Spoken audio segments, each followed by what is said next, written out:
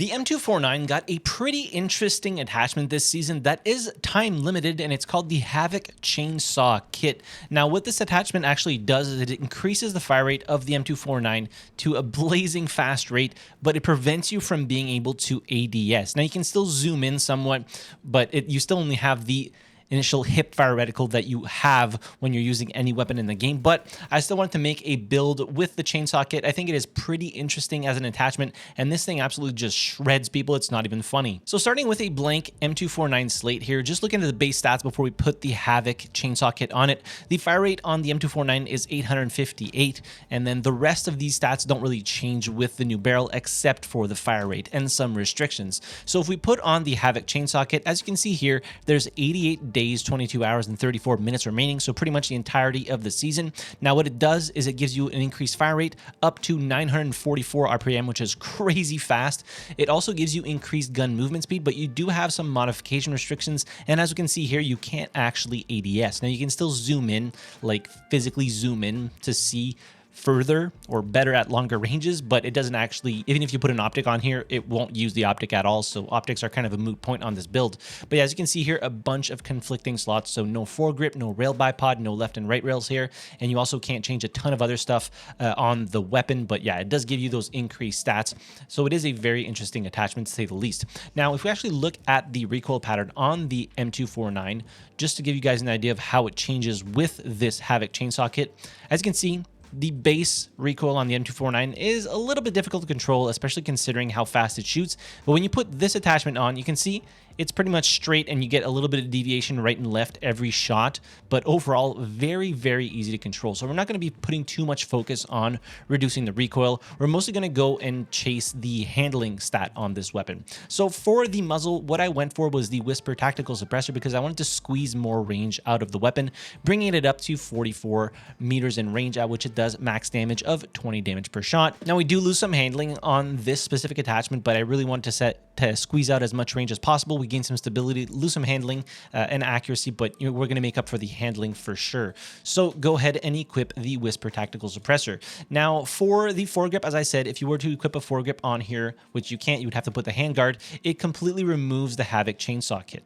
So next, we're going to move on to the magazine. Now, I am not a fan of the big magazines like this, so the big box mags here, or belt fed, whatever this is called. The reload time is just excruciatingly long, and obviously swapping out for a smaller magazine will give us some handling back. Now, one thing that's odd about these smaller magazines on the M249 specifically is most of them reduce your firing stability and firing camera stability, but considering you can't actually ADS, I felt like it wasn't too bad because you have no optic. Even if it shakes around a little bit, it's not too jarring in my opinion, but if you find that it shakes too much, maybe you can swap out the Whisper Tactical Suppressor for the FFC double port muzzle brake. But nonetheless, I installed this with the Mag Assist, which is, I put the black one on here, put whichever one you want. For the rear grip, you can't change that. For stock, you can't change that. For the handguard, you can't change that. Otherwise, it removes the Havoc chainsaw kit. Now, for the optics, I didn't actually go for any optics, but I did put some risers on here just for stat sticks. So the first thing that I put on was the multi-purpose tactical riser.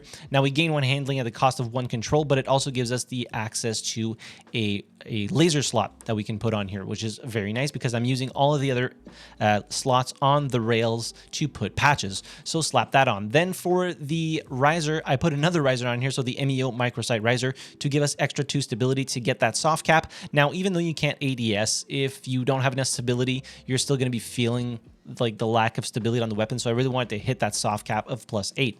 Then for the tactical device, I went with the red one on here, put whatever you see fit, and then for all 5 of these, I simply went with DD Python handguard panels to get as much handling as possible on this weapon, because yeah, considering you can't ADS, you need any type of, advantage you can get. So the faster you can get the ADS on this thing, or the sprint to fire delay, the better you will perform. So moving on to the calibration here, you can only calibrate the barrel on this specific build because everything else is just gone. So I went with +50 grams and -10 millimeters to get extra ADS speed and extra firing stability. The firing stability, if we put it the other way around, it was a little bit too low and it really didn't feel all that great to shoot. Again, not being able to ADS is very jarring, and you guys are going to see when you start using this weapon, but it is still a lot of fun.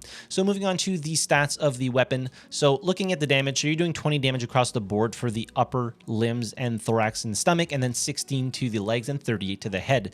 And as we can see with the control here, incredibly easy to control. It is laser accurate. There is some decent spread when you're firing at targets at longer ranges, but yeah, overall very easy to control. Handling, we bumped it up by 4. You know, a nice ADS speed of 363 milliseconds. So even though there's no optic on here, you're still ADSing by like kind of like zooming in your weapon. And then the current ADS movement speed is crazy fast at 2.87 meters per second. And the walk speed is also increased, as well as the reload time is a lot shorter since we swapped out the belt fed for the actual magazine. Stability, soft cap of +8, and then the accuracy +4. So in order to use this M249 build, you'll need to level up the weapon to 70, at which point you unlock the panels to put on the weapon, but you'll also need to unlock the Havoc Chainsaw Kit via the armory, which is like one of the new attachments if you haven't unlocked it already. Now, the theoretical TTK when you have the Chainsaw Kit equipped is 254 milliseconds, which is really, really fast, up there with some of the best SMGs. And despite not being able to ADS, this thing is just super easy to control up to like 25-30 meters. There's not a ton of spread. Once you start getting past that, if you're full autoing people at like 40 meters, the bullets are going to start, you know, going left, right, all over the place. But tap firing this thing at range is crazy accurate for some reason. I don't know what it is. The recoil recovery on this thing when you're just burst firing or tap firing is crazy. You can get kills at easily 60-70 meters by just tap firing this thing. It is absolutely ridiculous. I was having a real blast with the M249 Chainsaw Kit. I don't know what it is. It sucks that it's only a time limited thing. Maybe if enough people use it, they might make it permanent, but maybe they want to just have some special attachments that are only available for very specific time frames. But yeah, the Havoc Chainsaw Kit, even though on paper you might look at it and be like, what the hell? Why would I want to use this when I can't ADS and it removes a ton of attachment slots?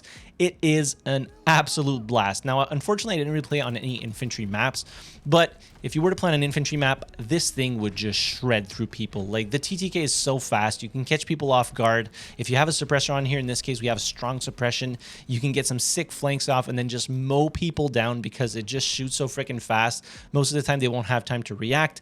But yeah, even on cracked, like, I was getting kills at like 70 meters easily with this thing by tap firing. And the ADS speed and the walk speed that you have and the ADS movement speed is just really, really quick as well. So overall, like, even though this video, obviously there's not a ton of attachments to put on this weapon with the Havoc Chainsaw Kit, I still wanted to share what I came up with and why I put the attachments that I put on there. You might be confused into thinking that the accuracy stat would actually affect you when you're like ADSing, for lack of a better word, but it doesn't. I did a comparison and I reduced the accuracy as much as I could, and then I bumped it up as much as I could, and the spread on the weapon when you're full auto firing at longer ranges, it stays the same. It doesn't really matter. So if you want more accuracy, it's only going to affect when you're not really zooming in on the weapon. It won't affect your zoom at all. So just be aware of that, even though it might feel a little bit counterintuitive, because we've learned over, you know, the time that Delta Force has been out that accuracy just makes your crosshair tighter. Well, it doesn't do anything when you're actually zooming in with the Chainsaw Kit equipped. But yeah, very, very fun attachment. I wish it would stay for longer. I think it is very unique. We obviously have one for the MP7, so keep your eyes peeled for a video on that shortly. But yeah, let me know your thoughts on this if you've tried it. If you try this weapon, I hope it serves you as well as it did me. The weapon share codes will be in the description down below, as well as in top pinned comment. In any case, I'll leave you with a few highlight clips of me using this specific build. But yeah, hit like button if you enjoyed the video, subscribe to the channel if you haven't already, and as always, thank you very much for watching. I really appreciate it, and I will see you guys in the next video. Have a good one.